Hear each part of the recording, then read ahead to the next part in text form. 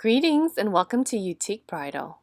I recently had the opportunity to fix this elastic button loop for my lovely bride Jessica, and I thought I would show you the process of how I did it. So the first thing I did was I examined how the loops were sewn on. I wanted to see where the stitch lines were and if I could even see the thread lines. Since I couldn't see the thread lines, I knew they used transparent thread. Now I'm going to use my seam ripper. And I'm going to separate the bottom lace from the sheer top fabric and just create a small opening.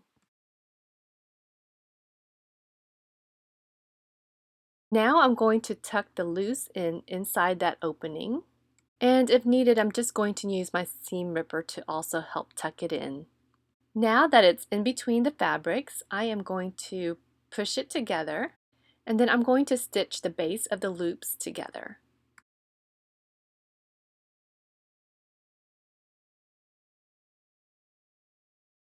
Now that it's secured together at the base, I am going to make a straight stitch across using the sewing machine. I did set up the sewing machine with my transparent thread for the upper and lower thread. I initially just secured the loose loop, but then I decided to secure all the loops because I didn't want any other loops to break on my bride.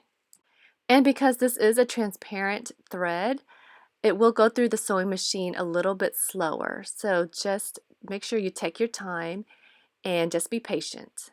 And that is how I fixed the elastic button loop.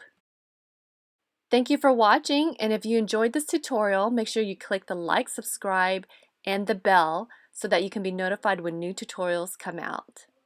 Well, I hope you have an extraordinary day.